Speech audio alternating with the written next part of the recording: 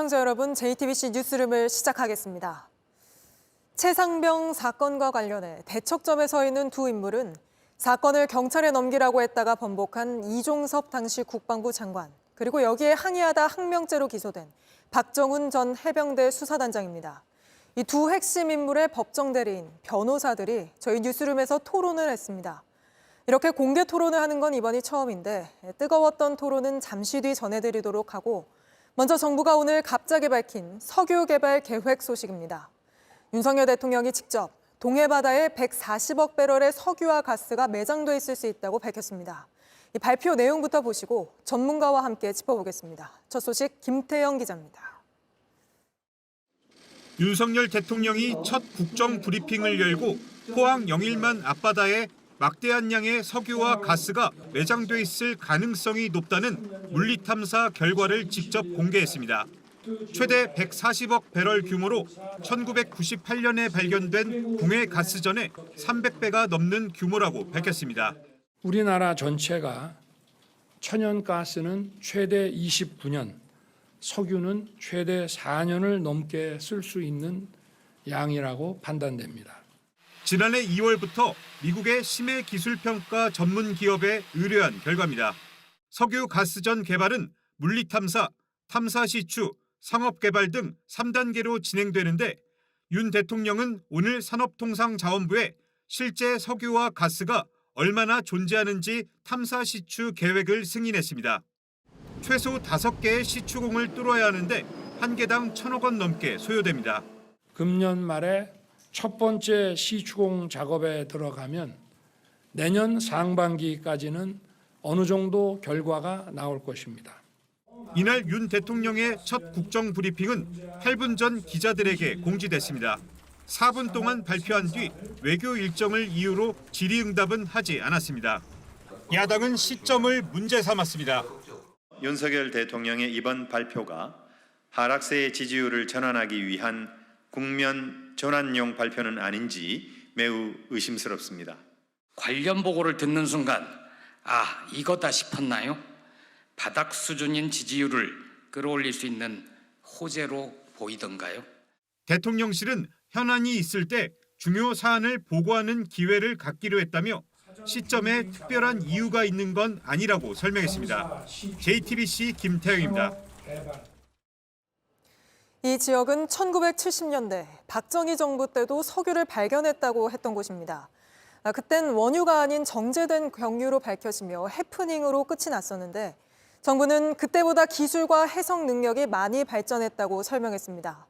그러면서 성공 확률을 20%로 제시했는데 관건은 캐내는 게 사서 쓰는 것보다 더 이득인지입니다. 계속해서 이상화 기자입니다.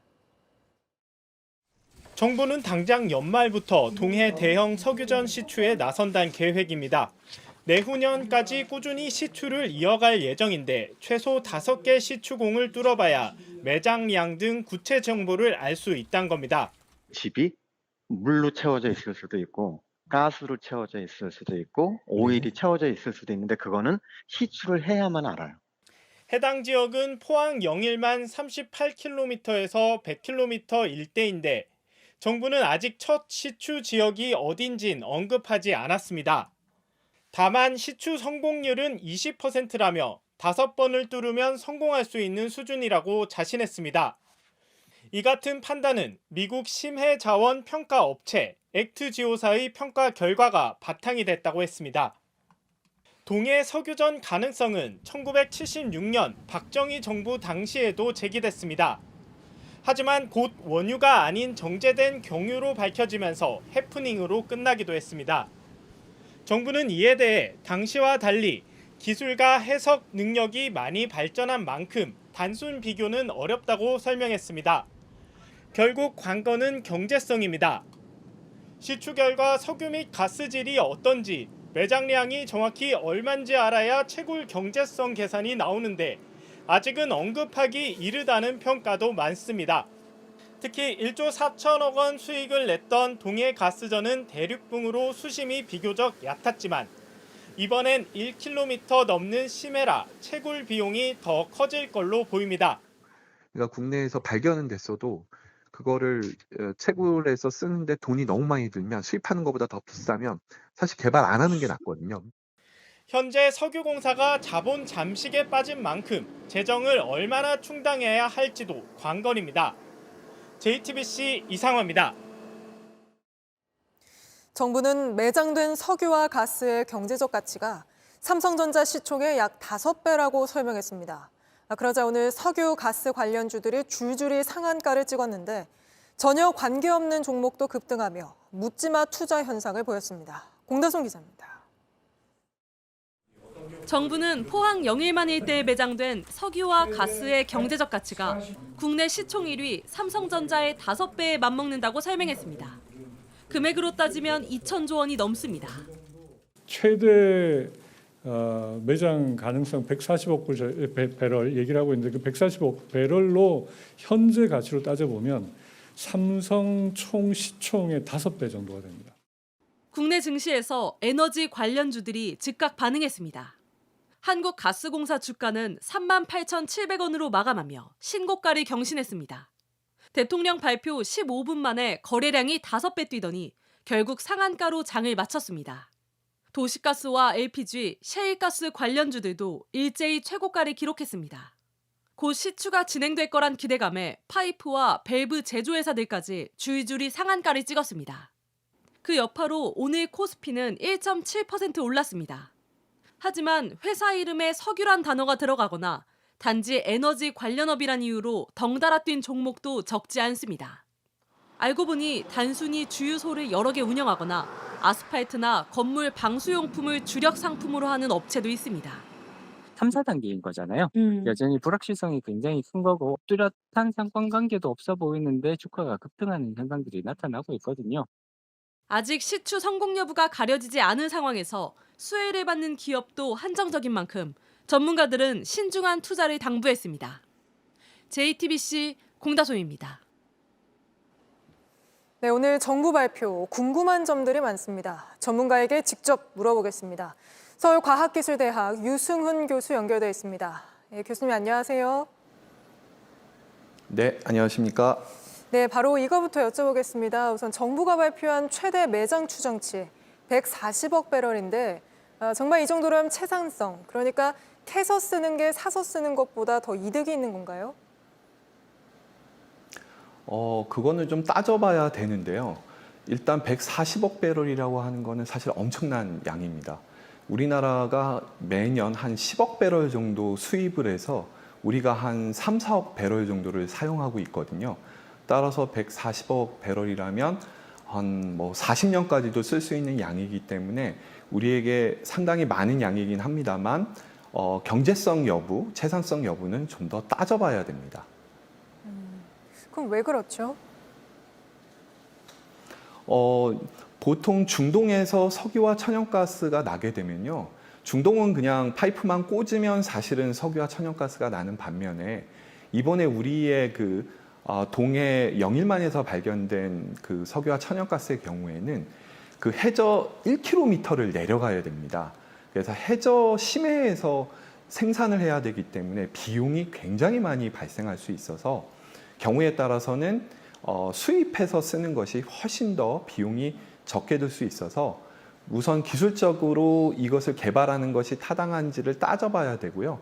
네, 그리고 오늘 발표는 이른바 물리탐사 단계에서 나왔는데 물리탐사라는 게 뭐고 또 보통 이런 단계에서 다른 나라 정부들도 매장 가능성을 공식 발표하는지도 궁금한데요.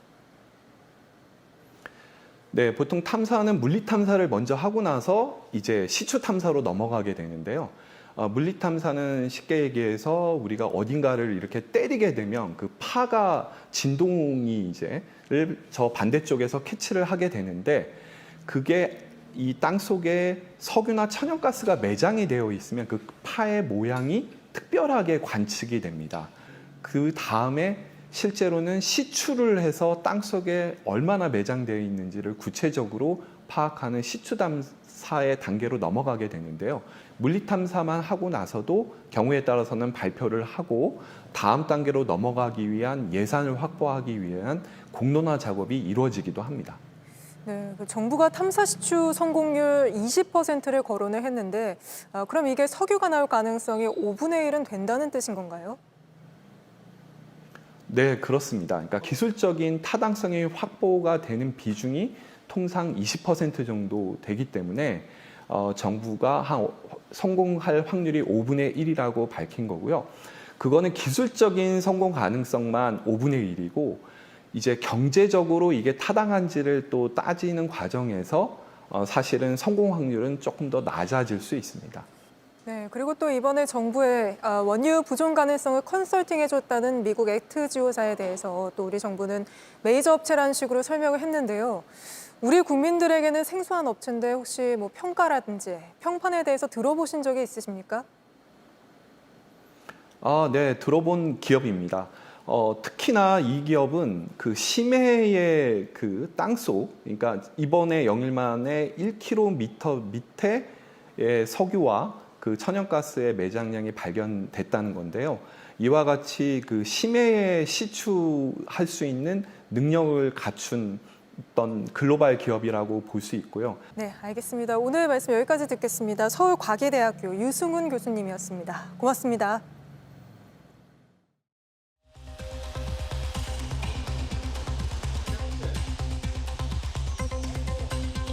범죄 사실이 써지지가 않습니다. 무엇이 범죄인지 그게 의문입니다. 국방장관 작년에 수도 없는 거짓말 하지 않았습니까? 그 지긋지긋한 거짓말.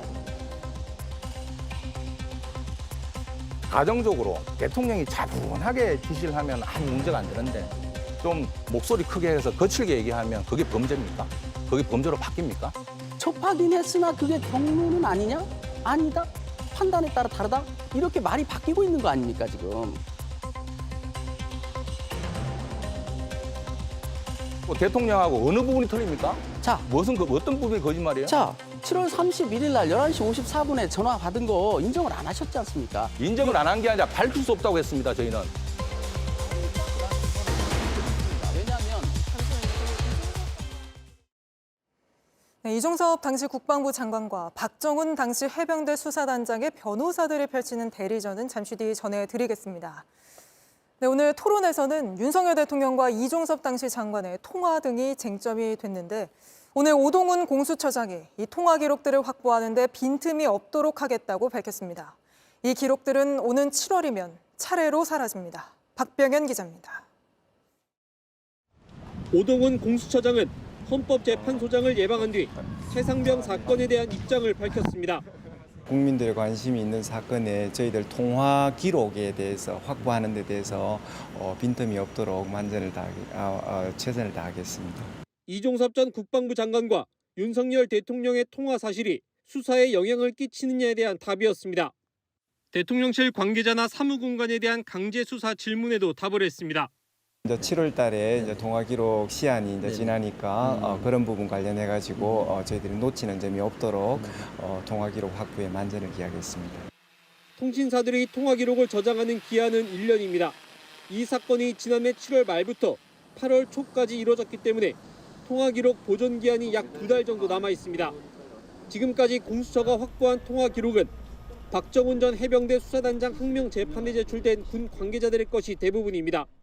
이미 사건 당시 윤석열 대통령을 포함해 대통령실 관계자들이 이종섭 전 국방부 장관 등과 통화한 사실이 드러났습니다.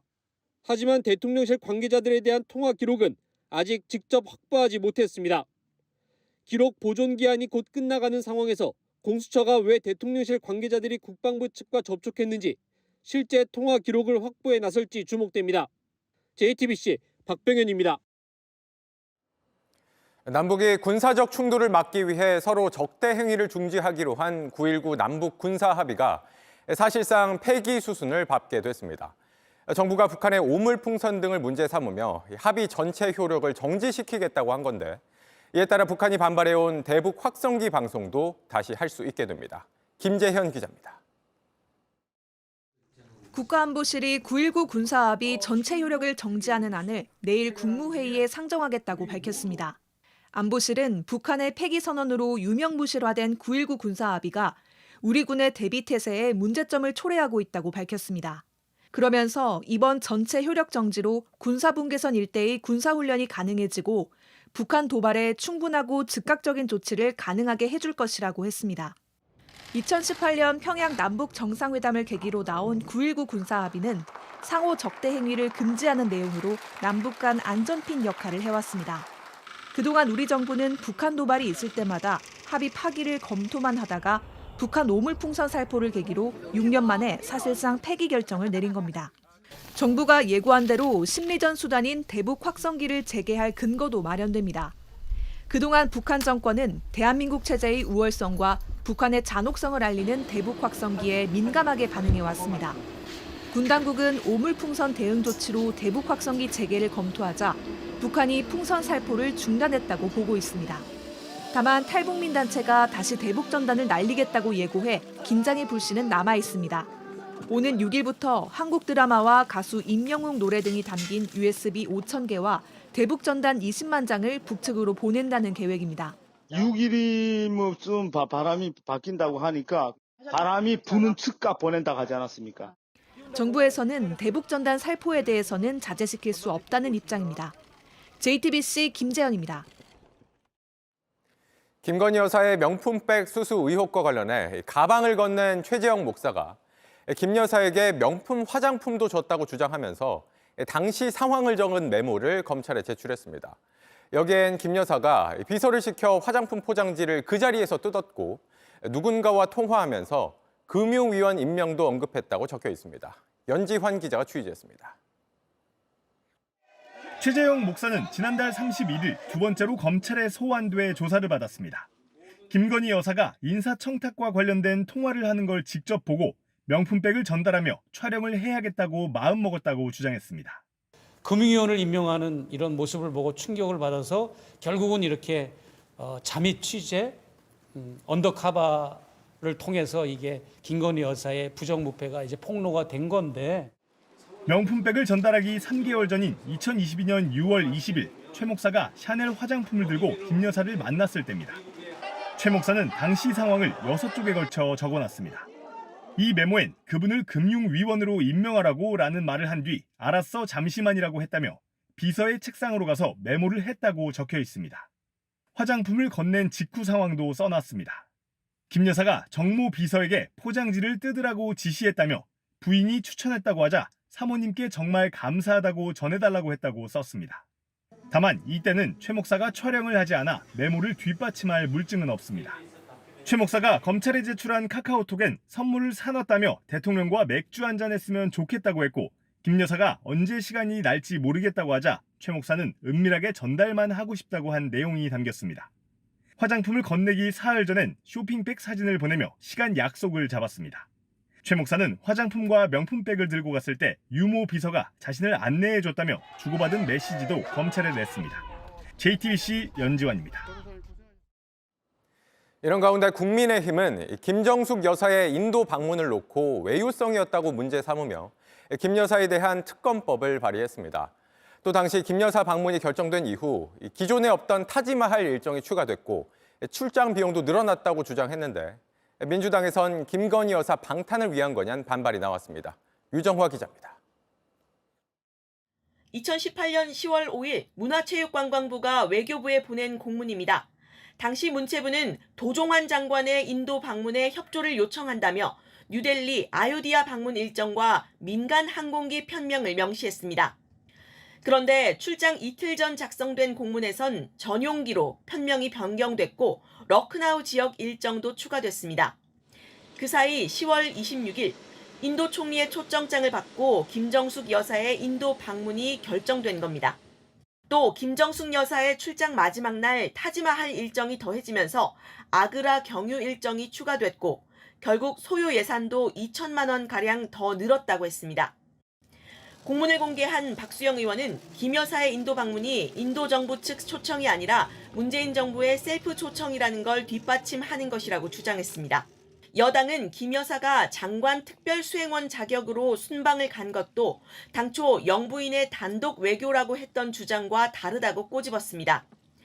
이에 대해 민주당 윤건영 의원은 당시 문체부와 영부인 행사 투트랙으로 진행이 됐었다면서 공식 단장은 정부 공식 지위에 있는 장관이 하는 게 맞다고 반박했습니다.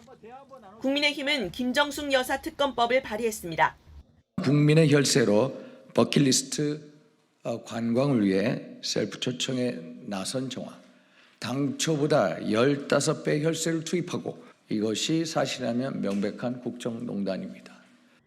야당은 정쟁용 특검이라고 비판했습니다. 저는 100% 정쟁용이라고 생각을 하고요. 최혜병 특검에 대한 물타기다. 그리고 두 번째는 김건희 여사 방탄용 특검이다.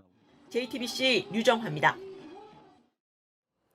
최태원 SK 회장이 이혼 소송 항소심 판결에 대해 처음으로 직접 입장을 밝혔습니다. 최 회장은 심려를 끼쳐 죄송하다면서도 이번 판결이 SK가 성장해온 역사를 부정하는 것이라며 유감의 뜻을 밝혔습니다. 정아람 기자입니다. 오늘 오전 SK그룹 경영협의체, 수펙스 추구협의회가 긴급 회의를 열었습니다. 이 자리엔 최태원 회장을 비롯한 SK계열사 CEO 약 20명이 참석했습니다. 최 회장은 먼저 개인적인 일로 SK 구성원과 이해관계자들에게 심려를 끼쳐 죄송하다고 사과했습니다. 이혼 항소심 판결 나흘 만에 첫 공식 입장을 밝힌 겁니다. 다만 SK가 성장해온 역사를 부정한 이번 판결엔 유감을 표하지 않을 수 없다며 SK와 구성원 모두의 명예를 위해서라도 반드시 진실을 바로잡겠다고 강조했습니다. 이 같은 입장 표명은 판결 직후 SK 주가가 연일 급등하는 등 지배구조에 대한 우려가 커지자 서둘러 진화하려는 의지로 풀이됩니다. 특히 재판부가 고 노태우 전 대통령의 비자금 유입과 정경유착을 명시한 데 대해 CEO들은 강하게 반발하기도 했습니다. 깨끗한 지배 구조라든지 이런 것에 대해서 주장을 해온 본인으로서 이 정경유착으로 성장했다는 것에 대해서는 지금까지의 성장 본인이 이야기했던 것을 다 이율배반시키는 거거든요. 이 부분을 어떻게 해서 해소하지 않으면 앞으로 재산 분할 셈법도 깔렸다는 분석입니다.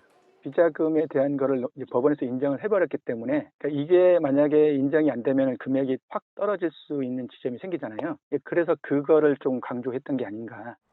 최 회장은 그룹 경영에 매진하겠다고 밝혔는데 앞으로 계획된 대회 일정도 예정대로 소화할 것으로 알려졌습니다. JTBC 정아람입니다. 오늘 새벽 서울의 한 주택가에서 60대 여성이 만취 상태로 운전하다 주차된 차량을 잇따라 들이받으면서 담벼락까지 무너지는 사고가 났습니다. 주민들은 새벽 시간에 폭탄이 터진 줄 알았다고 했습니다. 한민정 기자가 취재했습니다. 어두운 골목길 차량 한 대가 빠르게 달려갑니다. 다세대 주택 앞에 주차된 흰색 차량을 들이받습니다. 담벼락도 무너져 내렸고 흰색 차는 그 안에 처박혔습니다. 이 수류탄이 바로 옆에서 터지는 정도 소리가 들리고 집이 흔들릴 정도였어요. 다시 후진을 하더니 다른 차들을 들이받습니다. 갑자기 뭐 깡하고 폭탄 터지는 소리가 나더라고요. 차가 막 3대, 4대 막 부서져 있고 박혀 있고 그러더라고요. 바닥엔 차량 파편과 벽돌들이 나뒹굽니다. 다세대 주택 대문까지 떨어져 나갔습니다. 부서진 지붕 판넬까지 떨어졌습니다. 60대 여성 운전자는 혈중 알코올 농도가 면허 취소 수준이었습니다. 만취 상태로 운전한 겁니다. 운전자는 크게 다치지 않은 것으로 전해집니다. 다른 인명피해는 없었습니다. 서울 동작경찰서는 운전자를 도로교통법상 음주운전 혐의로 입건하고 자세한 사고 경위를 조사하고 있습니다. JTBC 한민정입니다. 마약에 취한 채로 운전대를 잡은 운전자들이 잇따라 붙잡혔습니다. 환각 상태에서 자신의 차에 불을 지르는가 하면 고속도로에서 사고를 내고 경찰을 때리기까지 했습니다. 박준우 기자입니다. 하얀색 승용차가 불길에 휩싸였습니다. 소방대원들이 호스를 들고 급히 차를 향해 달려갑니다. 차량 내부는 완전히 불에 타 검게 변했습니다. 차량의 주인이 불을 낸 걸 확인했다고 이렇게 방화 추정이라고도 써 있어서 술에 취한 30대 여성 A씨가 라이터로 자신의 차에 불을 지른 겁니다. 혈중 알코올 농도는 면허 취소 수준이었습니다. A씨는 방화 혐의로 현행범 체포됐습니다. 그런데 문제는 술뿐만이 아니었습니다. 마약 간이시약 검사 결과 필로폰 양성 반응도 나온 겁니다. 지난달 31일에는 20대 여성 운전자 B씨가 마약에 취해 운전대를 잡았다 덜미를 잡혔습니다. B 씨는 고속도로에서 앞서가던 차량을 들이받고 20여 분간 도망치다 40km가량 떨어진 경기 과천의 한 도로에서 붙잡혔습니다. 검거 당시 차를 멈춰 세운 경찰을 치기도 했습니다. 술은 마시진 않았지만 필로폰 양성 반응이 나왔습니다. 차 안에선 마약으로 의심되는 하얀 가루도 발견된 것으로 파악됐습니다. 다만 B 씨는 전날 수면제를 과다 복용했다고 진술한 것으로 알려졌습니다. 경찰은 약물 운전 등 혐의로 B 씨를 구속했습니다. JTBC 박준호입니다. 대전의 한 요양보호사가 자신이 돌보던 80대 노인을 지속적으로 학대한 혐의로 구속돼 재판을 받고 있습니다. 가족들이 없는 사이 때리고 짓누르는 장면이 CCTV에 여러 차례 포착됐는데 그럴 때마다 피해 노인은 아무 저항도 하지 못했습니다. 임예은 기자입니다. 침대 누운 노인은 천장을 바라보고 있습니다. 옆에서 돌보던 여성, 옆을 지나다 노인 얼굴을 내리칩니다. 퍽소리 날 만큼 충격이 컸습니다. 노인은 두 손으로 얼굴을 가릴 뿐 저항하지 못합니다. 돌아온 여성은 팔을 끌어내리고 얼굴을 닦는 듯 밀칩니다. 주황색 옷 입은 이 여성, 지난해 3월부터 이 노인을 돌봤습니다. 80대 노모를 보살피기 위해 자택으로 부른 요양보호사입니다. 하지만 폭력은 한두 번이 아니었습니다. 반복해서 얼굴을 때리고 몸을 짓누르고 등을 때리기도 합니다. CCTV로 본 장면, 가족들은 보고도 믿기지 않았습니다. 어머니 모신다고 해놓고서는 이런 피해를 어머니가 직접적으로 당한 게 너무 가슴이 아프고. 가족들은 크고 작은 폭력이 지난해 4월부터 100회 가까이라고 말했습니다. 믿음이 컸고 충격은 더 컸습니다. CCTV를 안 봤으면은 발견 못했으면은 아마 지금까지 현재도 요양생이 일하고 계셨을 거예요. 지난해 11월 고소했는데 지금까지 직접 사과 한 번 못 받았다고 했습니다. 요양보호사는 노인 학대 혐의로 구속됐고 오는 20일 1심 선고를 앞두고 있습니다. JTBC 임예은입니다. 가짜 석유 제품을 만들어 전국 주유소에서 판매해온 조직폭력배가 경찰에 붙잡혔습니다. 1년 동안 유통한 가짜 석유가 580억 원어치, 역대 최대 규모였습니다. 정영재 기자입니다. 연한 붉은색을 띤 액체에 주황색 가루를 찍어 넣습니다. 정말 소량으로만 여기다 넣고 흔들면 막대로 휘저으니 색이 점점 노랗게 바뀝니다. 저희 색깔로 바뀝니다. 과학 실험을 하는 게 아닙니다. 선박용 기름인 해상유를 2배 이상 비싼 차량용 경유로 둔갑시키는 제조 레시피입니다. 시간도 돈도 적게 드는 신종 수법입니다. 이런 식으로 가짜 석유를 만들어 판 전북 지역 조직폭력단체 부두목 등 일당 38명이 붙잡혔습니다. 대형 정유사의 로고가 그려져 있는 탱크로를 이적한 이후에 25개 직영 주유소로 이송한 것을 최종 확인했습니다. 전국 곳곳에 차린 주유소에서 1년 동안 유통시킨 양이 4,200만 리터, 580억 원어치입니다. 가짜 석유 단속을 시작한 이후 가장 많은 양입니다. 이들이 만든 기름, 눈으로 봐서는 가짜인지 구분이 어렵습니다. 하지만 기름을 넣은 차들이 고장나면서 수사가 시작됐습니다. 선박용 기름에는 황성분이 많아 자동차와 맞지 않았던 겁니다. 출력 및 연비가 저하되고 자동차 엔진 계통 고장의 주요 원인이 될 수 있습니다. 이런 기름을 넣은 차는 유해가스와 섞인 미세먼지도 더 많이 배출했습니다. 경찰은 이들이 얻은 범죄 수익을 모두 환수하겠다고 했습니다. JTBC 정영재입니다. 전공의들이 내는 사직서를 받지 말라고 각 병원에 수리 금지 명령을 내렸던 정부가 이걸 철회하는 방안을 검토 중입니다. 의대 증원 방침이 확정된 만큼 복귀할 전공의는 복귀하게 하고 그만두겠다는 전공의는 사직서를 받아서 다른 병원에서 일할 수 있게끔 하는 출구 전략으로 보입니다. 강나현 기자입니다. 정부가 전공의의 사직서 수리를 논의하고 있다고 밝혔습니다. 그동안 병원장에게 사직서를 수리하지 말라고 명령을 내려놨는데 이를 거둘지 검토하고 있다는 겁니다. 병원장이 그런 권한을 가지고 있으면 상당수 전공의들을 복귀시킬 수 있다. 이렇게 말씀들을 하셨습니다. 가능하면 빠른 시간 내에 그 부분을 결정할 것이다. 사직서가 수리되면 전공의의 병원 취업이 가능해지고 복귀할 수 있는 명분도 생기게 됩니다. 정부는 또 전공의가 복귀하면 업무 개시 명령뿐 아니라 면허 정지 등 관련 처분까지 면제하는 방안도 논의 중입니다. 지금은 여러 가지 비상진료 대책을 강구를 해서 약간 좀 달라진 부분도 있고 정부도 이 부분에 대해서 달리 적극적으로 검토하고 있다는 말씀을. 의대 증원이라는 목표를 이룬 상황에서 길어지는 의료 공백을 수습하려면 결국 전공의 이탈을 최소화해야 한다는 판단을 내린 겁니다. 다만 실제 복귀로 이어질지는 미지수입니다. 나흘 전 기준 병원에 출근한 레지던트는 8% 수준에 불과합니다. 의대생들의 수업 거부도 이어지는 가운데 올해 의사 국가시험은 연기 등 조정 없이 예정대로 9월부터 실시합니다.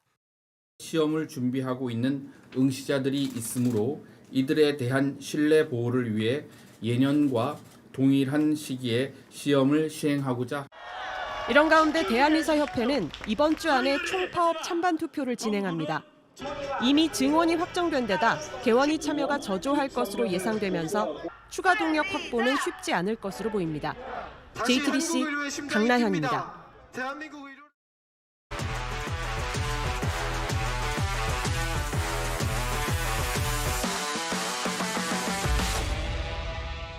스포츠 뉴스입니다. 숱한 명장들이 지나쳤던 한화. 오늘이 그 전환점이 될까요? 지휘봉을 잡은 김경문 감독은 더 이상 2등하진 않겠다며 하나와 함께 우승하겠다고 말했습니다. 정수아 기자입니다. 난타를 당하고 실책을 해도 그러려니 하는 보살팬들. 산전수전 다 겪은 노 감독의 눈물마저 쏙 뺐던 한화는 20년 이상 감독해왔지만 이런 경험은 처음이기 때문에 얼떨떨합니다. 빙그레 시절 포함 총 13명의 감독 가운데 6명의 감독이 중도 사퇴하며 감독의 무덤이라 불렸습니다. 그리고 오늘 최원호 감독 사퇴 열흘 만에 김경문 감독이 새로 한화 지휘봉을 잡았습니다. 프로 무대에서 물러난 지 딱 6년 만입니다. 김 감독은 앞서 두산과 NC를 이끌고 수차례 포스트 시즌에 진출했지만 우승 문턱에서 무너진 것만 4차례. 때문에 하나와 함께 이루지 못한 꿈에 도전하겠다는 포부를 밝혔습니다. 2등이라는 것이 저 자신에게는 많이 좀 아픔이었고 꼭 이곳 하나 이글스와 함께 팬들과 함께 꼭 우승의 도전 또 꼭 우승을 하고 싶습니다. 류현진까지 영입한 뒤 시즌 초 7연승을 달렸지만 한때 꼴찌까지 추락하기도 한 한화. 그런 구단을 향해 트럭 시위까지 벌이며 목소리를 내왔던 팬들은 일단 지켜보겠다는 입장입니다. 올림픽 때 그 하나 선수를 안 뽑아서 좀 악감정이 살짝 있지만 그래도 한 번만 믿어보고 가을 야구를 많이 이끄셨으니까 하나의 가을 야구를 봤으면 합니다.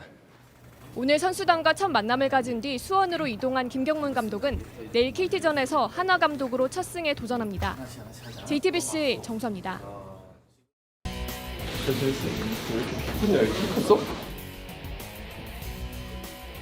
손흥민 선수가 2살 위 정우영 선수의 품에 쏙 안겼습니다. 축구 대표팀에서 만난다는 건 서로에게 에너지를 주는 계기가 되죠. 우리 대표팀 싱가포르에 도착해 이젠 월드컵 2차 예선의 시간으로 들어갔습니다. 이강인 선수도 합류했고 오늘 첫 훈련을 하는데요. 싱가포르의 열기도 아주 뜨겁습니다. 사흘 뒤 경기를 치르지만 5만 장의 경기장 티켓은 이미 매진됐습니다. 손흥민, 황희찬 등이 나서는 한국전엔 위조된 암표까지 등장했다고 하네요. 예고해드린 대로 최상병 사망 사건 수사 외압 의혹 첫 공개 토론을 시작하겠습니다. 대통령이 직접 이종섭 당시 국방부 장관에게 3차례 통화한 기록까지 드러나면서 대통령실 개입 의혹이 짙어지고 있는 상황입니다. 이 사건의 핵심 인물 이종섭 당시 국방부 장관 그리고 박정훈 당시 해병대 수사단장을 대리하고 있는 변호사 2분 모셨습니다. 어떻게 보면 대리전이라고 할 수도 있겠는데요. 이 2분이 공개적으로 한자리에 나와 토론을 하는 건 이번이 처음입니다. 이종섭 전 장관 측 김재훈 변호사 또 박정훈 전 수사단장 측 김정민 변호사 나오셨습니다. 2분 모두 어서 오십시오. 네, 반갑습니다. 네, 오늘 토론은 자유토론입니다. 발언권은 제가 공평하게 드릴 거고요. 다만 발언이 좀 길어지신다 하면 제가 개입해서 발언 정리를 요청드리겠습니다. 바로 토론으로 들어가죠. 먼저 7월 31일부터 좀 짚어보겠습니다. 이날은 이종섭 당시 장관이 전날 자신이 결재한 걸 뒤집고 경찰에 사건 보내는 걸 보류하라 지시하고 또 언론 브리핑도 돌연 취소한 날입니다. 또 그 사이에 대통령실로부터 전화가 걸려온 사실이 드러나면서 대통령실 개입 의혹이 이날부터 시작됐다는 말이 나오는데 먼저 이거부터 좀 토론을 해보죠. 이날 이 장관의 이첩 보류는 정당한 지시였는가? 김재훈 변호사님부터 발언권 드리겠습니다. 네, 일단 이 사건에 대한 이해를 돕기 위해서 사건의 개요를 설명드리는데, 이 사건의 개요를 말씀드리기 전에 먼저 한 말씀 드리겠습니다. 최근 박정훈 대령의 변호인께서는 이종섭 전 장관의 모든 통화 기록, 통화 상대와 통화 기록을 기자단에게 공개했습니다. 마치 국방부 장관이 부당한 일을 저지른 뒤 그걸 덮기 위해서 전방위 로비를 한 것처럼 보이게 몰아가는 느낌을 받았습니다. 사실 국방부 장관이 안보 위협, 외교 현안, 잼버리 파행 해결 등과 관련해 대통령, 국무총리, 동료 국무위원들을 포함한 정부 주요 인사들과 수시로 소통하는 것은 너무나 당연하고 자연스러운 일 아닙니까? 또 실제로 확인해 보니 대부분 잼버리 기간이었습니다. 그때 국방부가 군의관이랑 공병대를 엄청 보낸 걸로 기억하고 있는데, 그렇다면 국방부 장관의 통화의 대부분도 그러한 현안과 관련된 업무상 통화들 아닐까요? 그런데도 마치 그 모든 과정에 부정한 의도가 있었던 것처럼 몰고 가고 있는데, 실제로 특정 언론은 행안부 장관 통화를 경찰 수사를 대비한 로비 의혹이라고 보도까지 했습니다. 고도의 여론조작 같은 느낌을 받습니다. 향후 수사하고 재판에 영향을 미치는 행위 같아서 정말 부적절한 것 같습니다. 젊은 해병의 안타까운 죽음을 둘러싼 진실을 밝히기보다는 사건을 정치화하려는 행위 아닐까요? 이것은 반칙입니다. 부디 자중하여 주시기 바랍니다.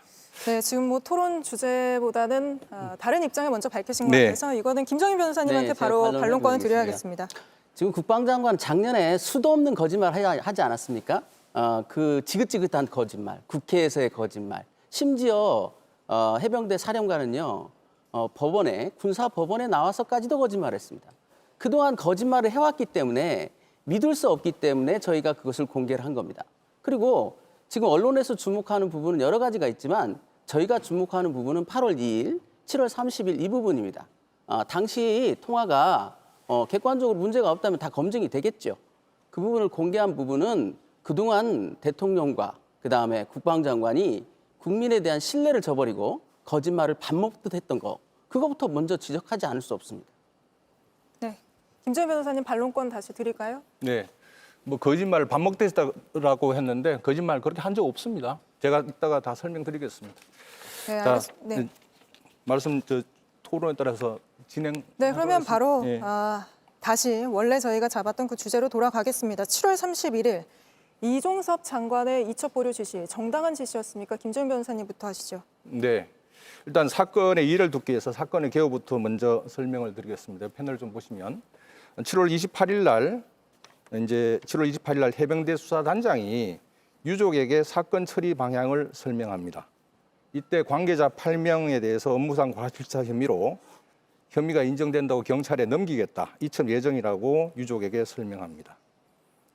그리고 이틀 뒤인 7월 30일 해병대 사령관이 조사 결과를 장관에게 보고하고 결재를 받습니다. 당시 수사단장이 박정훈 대령 수사단장이 배석 등 2인이 배석하고 장관 측에는 대변인 등 3인이 배석해서 보고를 받습니다.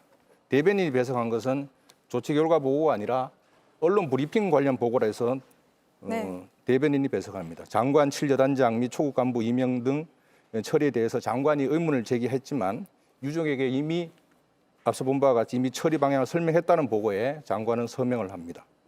그 다음 날 장관이 해병대 사령관에게 경찰 이첩 보류 등 지시를 하고, 그렇지만 8월 2일 날 해병대 수단장 박정훈 대령이 경북경찰청에 사건을 이첩 시도하면서 이첩 시도를 하고, 거기에 따라서 오후 3시에 보직해임 인사조치가 이루어지고 4시에 항명수사가 개시되었으며 8시에 저녁 8시 기록 이첩 시도된 기록이 회수되었습니다. 이것이 객관적인 시간의 흐름입니다.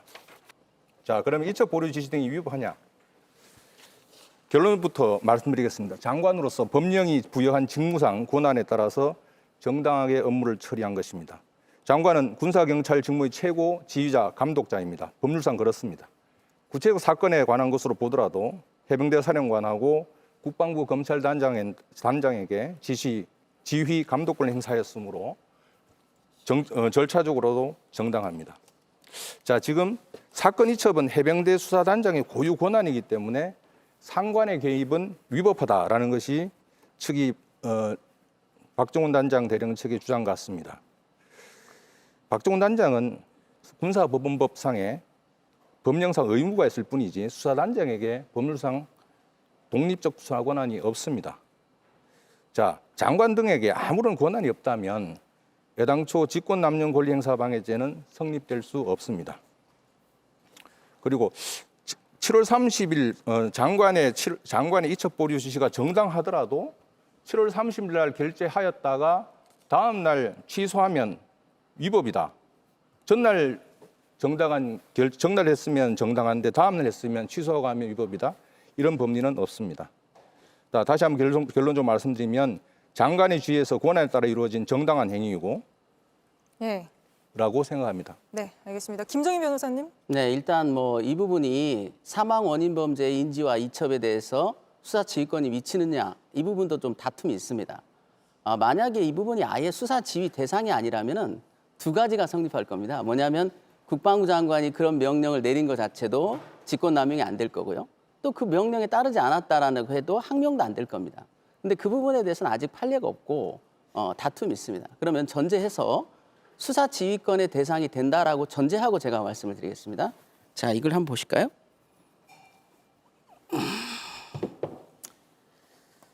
좀 보시면요, 조금 밑에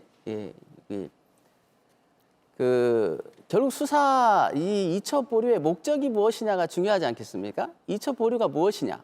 왜 이첩을 보류하려고 했던 것이냐? 단지 3, 4일 늦추거나 뭐 이런 것 때문이었냐? 아니면 다른 의도가 있냐? 이걸 도대체가 당사자들의 진술을 인정하지도 않고 뭐 녹음이 돼 있지도 않으니까요. 알 수 없으나 추정케 하는 증거가 하나 있습니다. 이게 뭐냐면 군사보좌관이 해병대 사령관에게 보낸 텔레그램 문자인데요. 확실한 혐의자는 수사 의뢰, 지휘 책임 관련자는 징계로 하는 것도 검토해 주십시오. 사실 이건 군에서 가장 흔하게 벌어지는 외압 중에 하나죠. 뭔가 고위층은 징계로 하고 실제 책임 있는 사람은 형사 책임하라.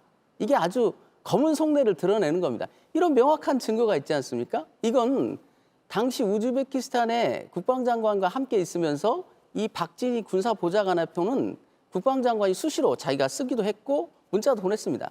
이것을 그러면 군사보좌관만의 생각이었느냐, 국방장관과 무관한 생각이었느냐, 이렇게 보기는 어려운 것이죠. 또 이것 하나만 있는 게 아니고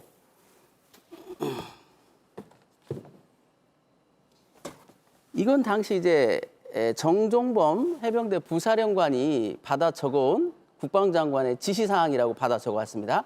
이 부분에 대해서 이제 국방장관은 자신의 지시가 아니라 법무관리관의 뭐 설명이다 이런 식으로 변명하고 있으나 어찌됐든 간에 이것을 수명하는 입장에서는 도대체 장관의 참모와 장관의 지시를 구별할 수 있겠습니까? 적어도 장관의 참모는 장관명을 받들고 있다라고 생각하는 것이 무리가 없을 겁니다.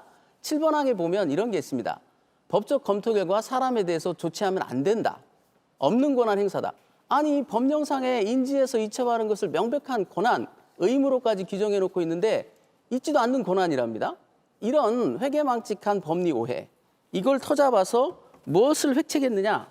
결국 이첩 보류는 단순한 시간을 늦추려는 게 아니라 결국 이첩 대상자를 변경하거나 아예 이첩 형식을 법령에 맞지 않는 것으로 바꾸려고 의도했던 것이죠. 그래서 이 이첩 보류가 위법하다는 것이지 시간 한 3, 4일 늦추거나 이런 걸 가지고 문제 삼는 것은 아니죠.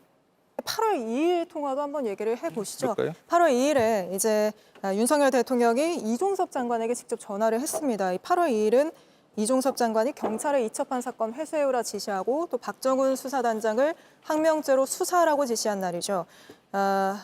그렇기 때문에 지금 윤석열 대통령의 통화와 또 그리고 이 일종의 그날 이뤄졌던 일들이 과연 무관한가 이런 논란이 또 일고 있는데 여기에 대해서 이번에는 김재훈 변호사님부터 먼저 네, 발언해 주시겠습니다. 그 부분에 관해서는 방금 얘기한 거 똑같습니다. 저기 그 통화 여부라든지 통화 내용에 대해서는 공개하는 건 적절치 않다는 입장인데 지금 우리 그 김정민 변호사님이 다 공개해서 대통령과 대통령께서 국방부 장관한테 우즈베키스탄 국방부 장관의 개인 핸드폰으로 전화가 온 사실은 네.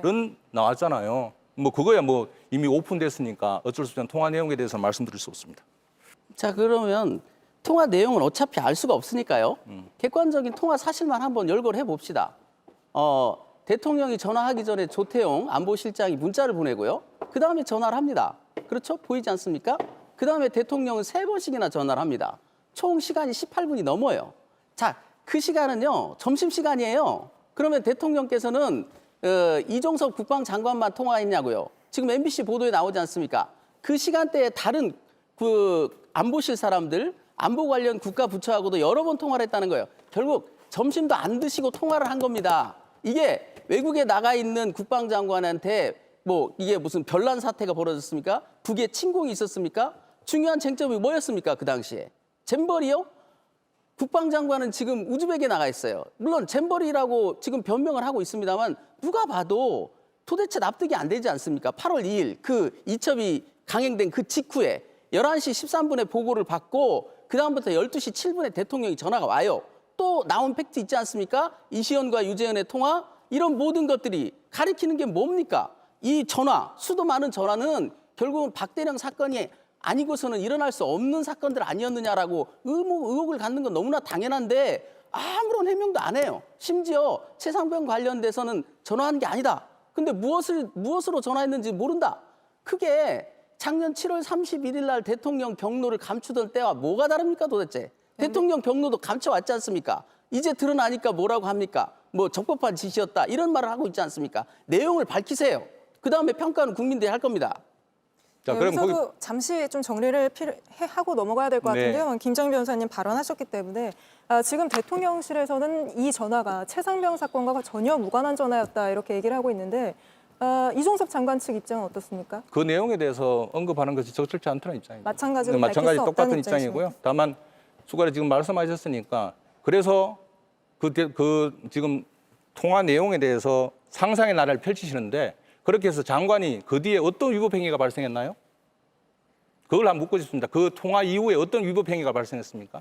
자, 당장 위법 행위 발생했지 않습니까? 어떤 기록을 위법 행위요? 뺏어오는, 장관이 지시했는지는 모르나 기록이 뺏어지는 그런 사태가 벌어지지 않았습니까? 아, 기록 뺏어온 네. 거 위법이다. 네. 그다음 또요.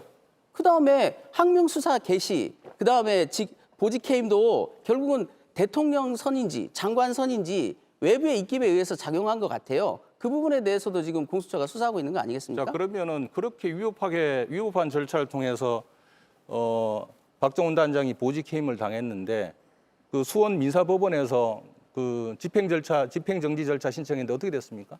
집행정지 신청은 왜 기각됐나요? 아시지 않습니까? 아니 법원에서 집행정지를 갖다가 할 이유가 없다고 해서 기각된 거 아닙니까? 보직 해임 절차를 그대로 유지하라고 기각된 거 그러니까요. 아닙니까? 그러나 그것이 네. 실체 판단인 거 아닌지는 건 다 아시지 않습니까? 그러니까 실제 판단은 아니지만 네. 그 집행 1항에 그렇게 명백하게 위법하다 그러면은 집행정지 시켰겠죠 법원에서도. 그렇게 생각하십니까? 네. 아니 집행정지라는 것은 집행정지로 일하지 않으면 회복될 수 없는 손해가 있을 때 해주는 거 아닙니까? 실체 판단하는 절차가 아니지 않습니까? 다 알면서 왜 그러십니까? 아니 그러니까요. 제가 드리는 말씀은 그렇게 지금 말씀하신 명백하면 법원에서 받아들였겠죠. 법원에서 이 명백한 위법이라 그러면 받아들였겠죠. 명백한 위법 여부는 집행정지에서 심리 대상이 아니지 않습니까? 알면서 왜 그러십니까? 그럼 집행정지는 왜 신청했습니까? 회복 불가능한 손해가 있다고 우리는 주장했으니까요.